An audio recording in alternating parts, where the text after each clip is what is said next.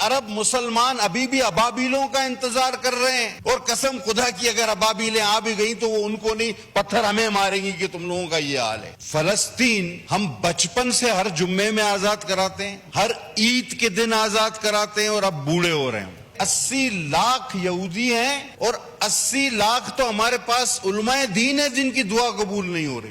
بخدال میں کلمہ پڑھ کے کہہ سکتا ہوں کہ مجھے ہمیشہ یہ خیال آتا ہے کہ ہم گناہ گار تو ویسے ہی روز قیامت مارے جائیں گے، اللہ معاف کرنے والا ہے، لیکن اس گناہ سے، اس سے کیسے معافی مانگیں گے جو ہم روز ٹی وی پہ دیکھ رہے ہیں؟ اس کا کیا جواب ہمارے پاس ہوگا؟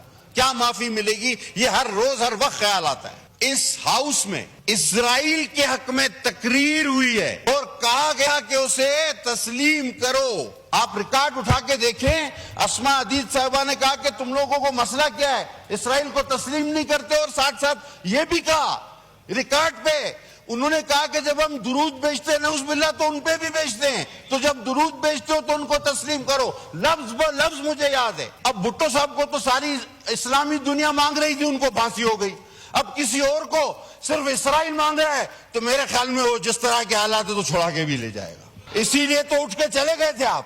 ابھی آ رہا ہوں فلسطین پہ، ابھی دوبارہ آتا ہوں فلسطین پہ، تھوڑا حوصلہ رکھو۔ میں ثابت کر کے دوں آپ کو، کبھی نواز کے نوکر تھے، کبھی چودھری کے چپراسی تھے جب کاف کا دور تھا، مشرف کا دور آیا تو مشرف کے مالشیے بن گئے، اور اب کپتان کے کارندے بننے کی کوشش کر رہے ہیں۔ ایسے لوگوں سے آپ امید رکھتے ہیں؟ میں اپنی بات کا آغاز نواب زدہ نصر اللہ خان صاحب کے اس شعر سے کروں گا۔ کب اشک بہانے سے کٹی ہے شب ہجراں، کب کوئی بلا صرف دعاؤں سے ٹلی ہے۔ سر میں 100% چاہتا تھا کہ میں اپنے بھائی صاحبزادہ کی باتوں کو انڈورس کروں، میں تو چاہ رہا تھا کہ 100% اس کو انڈورس کروں، لیکن ان کے جو اختتامی کلمات تھے اس کے بعد میں کہتا ہوں کہ میں 80% میں اپنے بھائی کی باتوں کو انڈورس کرتا ہوں، 20% میں تصحیح کی گنجائش ہے۔ سر، فلسطین ہم بچپن سے ہر جمعے میں آزاد کراتے ہیں، ہر عید کے دن آزاد کراتے ہیں، اور اب بوڑھے ہو رہے ہیں۔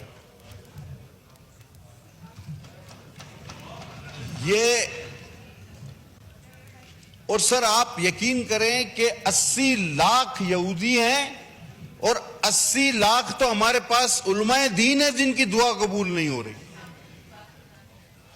یعنی جتنے وہ کل ٹوٹل ہیں اتنے تو ہمارے پاس علماء ہیں جن کی دعا قبول نہیں ہو رہی۔ اس سے زیادہ ہوں گے ہمارے پاس 25 کروڑ میں، لیکن اگر کم و بیش کر لیا جائے تو اتنے تو ہوں گے۔ سر بات ہوئی، آپ نجم الدین اربکان نے ایک بڑی خوبصورت بات کی، اس نے کہا کہ ہم 1.5 ارب مسلمان ابھی بھی ابابیلوں کا انتظار کر رہے ہیں کہ وہ آئیں گی اور ان کو ماریں گی، اور قسم خدا کی اگر ابابیلیں آ بھی گئیں تو وہ ان کو نہیں، پتھر ہمیں ماریں گی کہ تم لوگوں کا یہ حال ہے۔ جناب علی بات کی کشمیر اور فلسطین کی، اور میں ہرگز یہ نہیں کہوں گا کہ میں ٹوٹلی جو ہے نان پولیٹیکل رہوں، میں کلیئر بتا رہا ہوں کہ جو فیکٹس ہوں گے میں ان پہ بات کروں گا، پھر وہ چاہے آپ کو پولیٹیکل لگے چاہے آپ کو نان پولیٹیکل لگے۔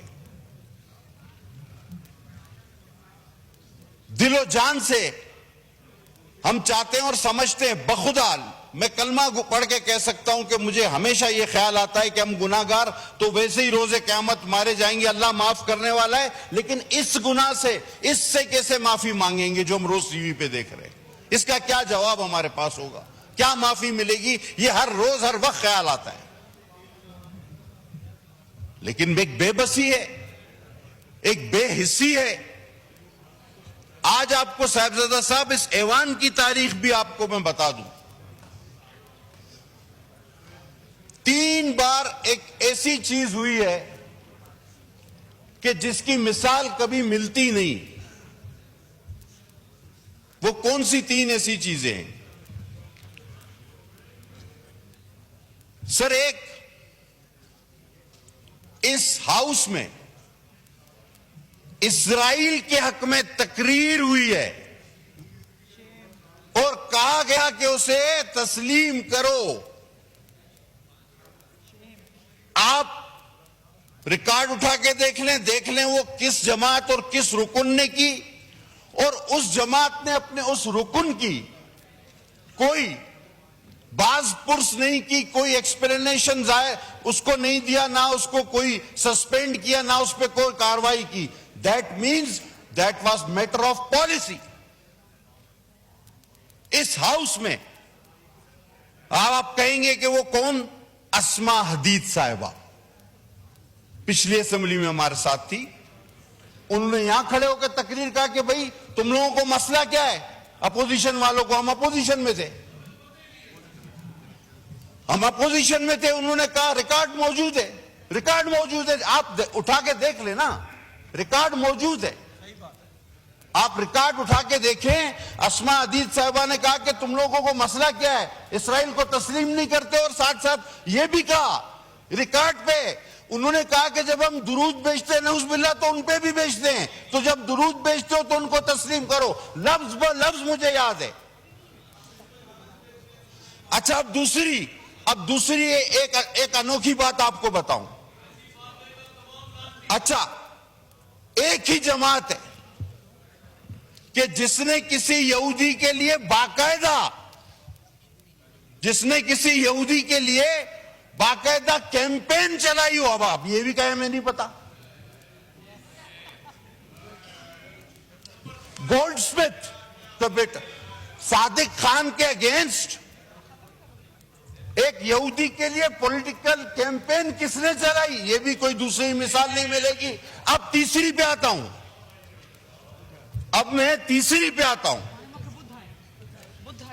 بھٹو صاحب جب گرفتار ہوئے تو پوری اسلامی دنیا کے سربراہ انہیں مانگ رہے تھے اور کہہ رہے تھے اس کو پھانسی مت دینا، یاسر عرفات سمیت. اور ایک انوکھی بات ہے کہ آج اسرائیل اور امریکہ، اور خاص کر اسرائیل کے لیجسلیٹر پاکستان میں کسی کی رہائی کا مطالبہ کرتے ہیں. یہ بھی ہمیں پہلے کبھی ہوتے ہوئے نہیں دیکھا. اب آپ بتائیں کہ یہ تینوں انوکھے واقعات کیا آپ نے، اب بھٹو صاحب کو تو ساری اسلامی دنیا مانگ رہی تھی، ان کو پھانسی ہو گئی. اب کسی اور کو صرف اسرائیل مانگ رہا ہے تو میرے خیال میں وہ جس طرح کے حالات ہے تو چھوڑا کے بھی لے جائے گا. اور سر، تھوڑی دیر پہلے ہمارے اس طرف چیف وپ صاحب تھے، انہوں نے اسپیکر صاحب سے بھی کہا اب بات تو صرف اسرائیل پہ کرنی چاہیے تھی، تو پھر وہ نکل گئے کہ جی نہیں ہم نے قرارداد جمع کرائی تھی. سر، یہ اتنی بے حسی کیسے ہو سکتی ہے کہ میں اس روز چیخ کے کہہ رہا تھا کہ میرے بھائی میری بات سن لو، تھوڑی دیر کے لیے نعرے مت لگاؤ، یہ پاکستان کی بقا کا مسئلہ ہے. نہیں سنی گئی بات. اور ہمارے اراکین نے وہاں جا کے تھوڑیاں پکڑی کہ یار تھوڑی دیر تو بیٹھ جاؤ، نعرے ہمیشہ لگا لیتے ہو. کہ نہیں، رہا کرو، یہ کرو وہ کرو. بھائی وہ بھی تو یہی کینال کا مسئلہ تھا. اب آپ کہتے ہو نہیں پہلے ہم نے تو اسی دن جمع کرائی. 40 لوگوں نے حکومت اور اپوزیشن سے اس پہ بحث کی، آپ نے نعرے لگائے، بائیکاٹ کیا. اب کہتے ہو نہیں پہلے ہم. آپ کا تو پیچھے سے پہلا نمبر ہے، آگے سے نہیں. اب جناب آ جائیں، آگے چلے. اس دن بات ہوئی جس کا میں جواب دینا چاہتا تھا، آج جواب اس لیے دے پا رہا ہوں کیونکہ اس کے بعد سے ہاؤس ہی نہیں چلا, کورم پوائنٹ آؤٹ ہوتے رہے. سر ایک چیز اور بھی ہے, ہمارے دوست تاریخ میں تھوڑا سا پیچھے بھی دیکھ لینا تو ایک کینال جلال پور کی 2018 کی گورنمنٹ نے بھی اپروو کی تھی, اور اس کا سنگ بنیاد وزیر اعظم رکھنے جا رہے تھے, وہ بھی انڈس کا پانی تھا. ہم اس کی بھی مخالفت کرتے تھے, ہم آج بھی ہر کنال کی مخالفت کریں گے. اور مجھے بڑا افسوس ہوا کہ سر یہ جو وزیر اعظم کے بعد سب سے اہم کرسی ہوتی ہے, اس کرسی کے کچھ سر اپنے بھی فرائض ہوتے ہیں, کچھ اس کی عزت رکھنی ہوتی ہے. بے دریغ وہاں پر بیٹھ کے جھوٹ نہیں بولنا چاہیے. انہوں نے ایک کاغذ لہرایا کہ جی یہ دیکھیں فلاں نے اس منصوبے کی منظوری دی ہے. ابھی ان کو اتنا عقل نہیں, اتنی سمجھ نہیں, اتنا علم نہیں کہ وہ منظوری کا فورم ہی نہیں, اور ان کے جو خیالات تھے, جو ان کا تاثرات تھے, جو ان کا فیصلہ تھا, وہ انہوں نے آپ کے سامنے مشترکہ اجلاس میں سب کے سامنے بیان کر دیا کہ جو کہ بالکل یہ تھا کہ نو نو نیور. لیکن چونکہ سیاسی پوائنٹ اسکورنگ کرنی ہے, اور اس دن کہا گیا کہ جناب ایک غیر آئینی طریقے سے 9 تاریخ کو ایک حکومت کو ختم کیا گیا. مجھے آپ یہ آئین کانسٹیٹیوشن آپ کے پاس پڑھائے, مجھے آپ نو کانفیڈنس پڑھ کے سنا دیں, ابھی سب کو پتا چل جائے گا کہ that was the only constitutional no confidence. Only. تو فلسطین پہ تو میں نے بات کی تو آپ نے اس کے حق میں تقریریں کی ہیں, اسی لیے تو اٹھ کے چلے گئے تھے آپ. ابھی آ رہا ہوں فلسطین پہ, ابھی دوبارہ آتا ہوں فلسطین پہ, تھوڑا حوصلہ رکھو. جناب انہوں نے یہ کہا, نو کراس ٹاک, اب چیئر کو ایڈریس کریں پلیز. سر اب ان کا دوائی کا ٹائم ہو گیا تو میں کیا کروں. سر بات یہ ہے کہ جس دن سلامتی کونسل کی میٹنگ ہو رہی تھی تو رائے فرار اختیار کی گئی. اب اس کی اصل وجہ کیا تھی میں اس میں بھی آتا ہوں. لوگوں نے کہا جی اس کو نہیں بلایا, اس کو نہیں بلایا, اس کو نہیں بلایا. یہ بات نہیں تھی. بات اصل میں یہ تھی کہ جس طرح کی تقاریر وہاں سے ہوتی ہیں تو وہ تو یہاں خود آ کے بیٹھے ہوئے تھے, تو اس کے سامنے کون بات کرے گا. اس کے سامنے ہمت ہی نہیں تھی بات کرنے کی. وہ جو یہاں بیٹھے تھے 3 لوگ, ان کے سامنے ہمت نہیں تھی. رات تک آپس میں یہ ہوتا رہا کہ تم بولو, بعد میں کہا جاتے ہی نہیں, بائیکاٹ کا بہانہ بنا لیتے ہیں. اس کے سامنے بات کون کرے گا, ان کے سامنے تو ہمت ہی نہیں. اب پیٹھ پیچھے بات جتنی چاہے کرا لو. وہ موجود تھے تو آپ بات کرتے نا کہ جی یہ ڈی چوک پہ بھی نہیں آنے دیتے, یہ رات کو اٹھا لیتے ہیں, یہ ڈالوں میں لے جاتے ہیں. وہ موجود تھے, ہمت نہیں تھی نا. مان لو ہمت نہیں تھی. اور کہا جی کہ باجوہ کے ذریعے آپ نے جو ہے وہ ایک قرارداد, یار آپ نے تو حاضری بھی کرنل کے ذریعے لگوائی ہے سیوان میں. نہ کر سکتا ہے کوئی قسم کھائے گا میرا بھائی, کوئی درود پڑے گا کہ یہ بات غلط ہے. یا تو حاضری بھی کرنل کے ذریعے, کورم بھی کرنل کے ذریعے, بجٹ بھی کرنل کے ذریعے, اس پہ بھی تو درود پڑے, قسم کھائے نا آپ. اور پھر کہا گیا اچکزئی صاحب کے لیے اور اختر مینگل کے لیے کہ جی دیکھیں ان کے ساتھ بڑا ظلم. تو کیا پی ڈی ایم کا حصہ نہیں تھے اچکزئی صاحب اور مینگل صاحب؟ کیا اس نو کانفیڈنس کا حصہ نہیں تھے اچکزئی صاحب اور مینگل صاحب؟ وہ بھی تو اسی کا حصہ تھے. تو یعنی کڑوا کڑوا تھو تھو, میٹھا میٹھا ہپ ہپ, جو آج آپ کے ساتھ آپ کو سوٹ کرے وہ ٹھیک ہے, جو نہیں کرے وہ غلط ہے. اور سر وہ حکومت کیوں بنی تھی؟ وہ جو تقریر تھی فلسطین کی, that was a policy statement, ورنہ اس پہ بہت بڑا ری ایکشن آنا چاہیے تھا. 4-5 کام ہونے تھے اس حکومت میں جس میں ہمیں اللہ نے بچا لیا. 2 تو ہو گئے. اب صاحبزادہ صاحب نے کہا فلسطین اور کشمیر میں توجہ چاہوں گا آپ کی. کشمیر کب گیا مجھے بتائیں. That was a agenda. لایا ہی اس لیے گیا تھا, آئے ہی اسی لیے تھے, RTS بند ہی اسی لیے ہوئے تھے. کشمیر گیا, یہود کے حق میں تقریریں شروع ہو گئیں, سی پیک رول بیک ہوا, معیشت کا پٹھا بٹھایا گیا. خود آپ کا وزیر خزانہ کہتا ہے ہم نے کہا کہ جی آپ نے 60-70 سالوں میں جتنا پاکستان نے قرضہ نہیں لیا تھا آپ نے 4 سال میں لے لیا. کہتا نہیں اتنا 100% نہیں لیا, اس کا 76% لیا ہے. خود اعتراف کرتا ہے. عجیب آدمی ہے. ہم کہتے ہیں تم نے 100 بندے مارے, کہتا نہیں میں بے گناہ ہوں, میں نے تو 76 مارے ہیں. تو یہی والی مثال ہو گئی. آپ حکومتیں جرنیلوں کے ذریعے چلاتے رہے. فیض صاحب آج کدھر ہے بیچارہ, پتہ نہیں وہ آپ کی وجہ سے بند ہے یا تم لوگ اس کی وجہ سے بند ہو. وہ خود پریشان ہے.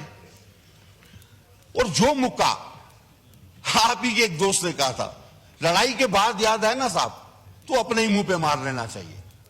یہ سلامتی کونسل میں آ کے بات کرنی چاہیے تھی آپ کو ساری بات. اور جب اسرائیل کے حق میں تقریریں ہوئی, انڈیا ہم سے چلا گیا, اور یہ کب ہوا یاد کرو. آج آپ بات کر رہے ہو سی پیک رول بیک ہوا. اب خدا نے ہمیں بچانا تھا کہ ہم بینک کرپٹ ہوتے آپ کے ان قرضوں کی وجہ سے, اور اللہ نہ کرتا کہ ہمارا ایٹمی طاقت بھی ہم سے سرنڈر ہو جاتی. یہ آپ کا ایجنڈا تھا جس کے بیچ میں ہم حائل ہوئے. ہم نے اپنا پولیٹیکل گین جو تھا وہ ویسٹ کیا.